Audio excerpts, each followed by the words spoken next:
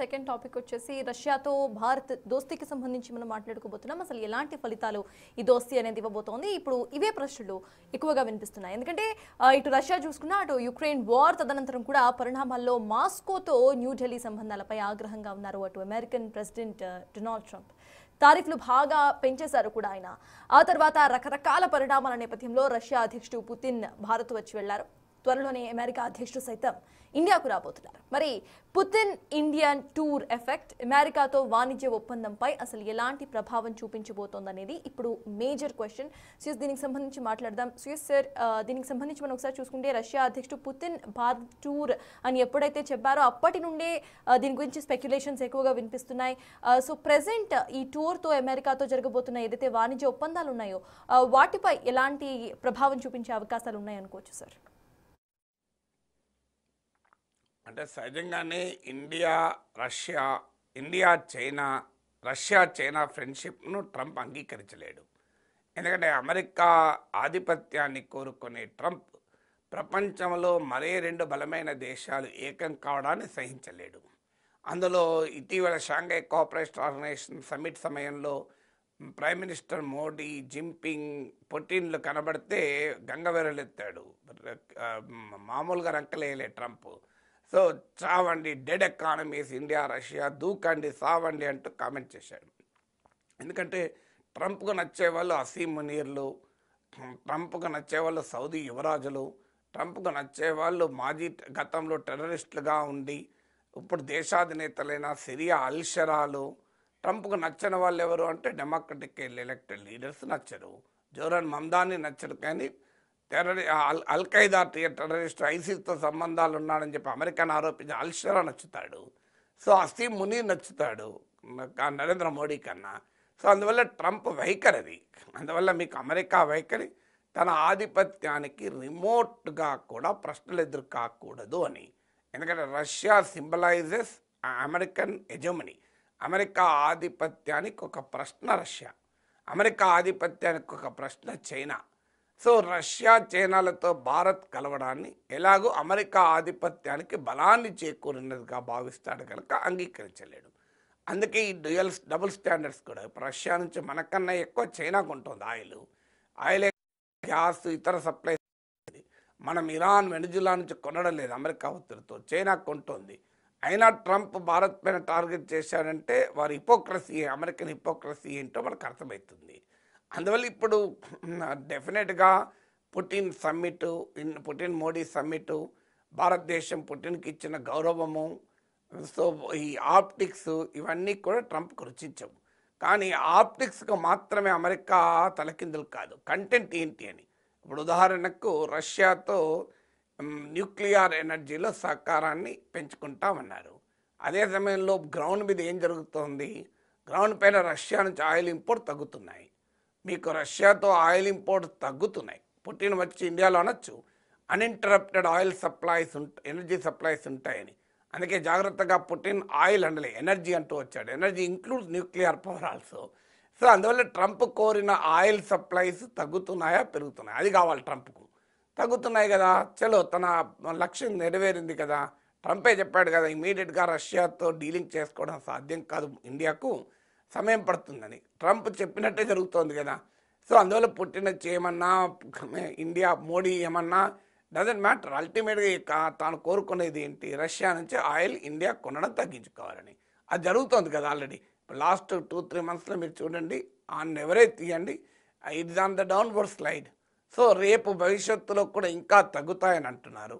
తగ్గకపోతే ఖచ్చితంగా ట్రంప్ ఆగ్రహం వ్యక్తం చేస్తాడు. తగ్గినాయనుకోండి, మీరు ఎవరితో ఫ్రెండ్షిప్ చేస్తే నాకేంది అంటాడు. రెండవది డిఫెన్స్ సప్లైస్.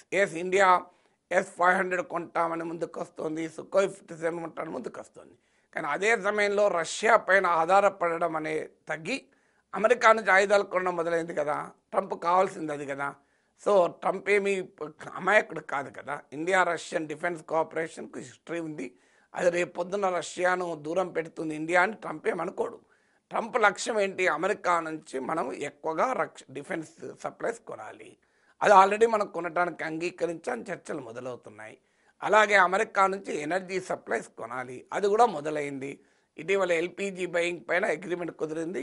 దీంతో ఇండియన్ ఎల్పిజి ఇంపోర్ట్స్లో అమెరికా నుంచి ఇంపోర్ట్ 10% చేరుతున్నాయి. సో అమెరికా నుంచి డిఫెన్స్ ఇంపోర్ట్ 10% చేరుతున్నాయి. రష్యా నుంచి డిఫెన్స్ ఇంపోర్ట్స్ గణనీయంగా తగ్గుతున్నాయి. 2017లో 62% ఉండే, అంతకుముందు 75% ఉండే, ఇప్పుడు 36% పడిపోయింది. సో ట్రంప్కి కావాల్సింది ఏంటి? ఇండియా రష్యా నుంచి ఆయిల్ తగ్గించుకోవాలి, మోడీ తగ్గిస్తున్నాడు. ఇండియా రష్యా నుంచి డిఫెన్స్ ఇంపోర్ట్స్ తగ్గించాలి, భారత్ తగ్గిస్తోంది. అమెరికా నుంచి డిఫెన్స్ ఇంపోర్ట్స్ పెంచుకోవడానికి మోడీ ప్రభుత్వం అంగీకరిస్తోంది. అమెరికా నుంచి ఎనర్జీ సప్లైస్ ఎక్కువ కొనడానికి మోడీ ప్రభుత్వం అంగీకరిస్తున్నారు. తర్వాత ఇండియన్ అగ్రికల్చరల్ మార్కెట్లో అమెరికా ఉత్పత్తులకు అవకాశం కల్పించాలనేది ట్రంప్ డిమాండ్. సో ఇప్పుడు రష్యాకు మనం అగ్రికల్చరల్ ఎక్స్పోర్ట్ చేస్తామని అగ్రిమెంట్ కుదిరింది. ట్రంప్ దాంతో ఇంపార్టెన్స్ ఏమీ లేదు, మీరు రష్యాకి అమ్ముకోండి, ఎవరికైనా అమ్ముకోండి. అమెరికా వ్యవసాయ ఉత్పత్తుల్ని భారత మార్కెట్లో అమ్ముకోనివ్వాలి.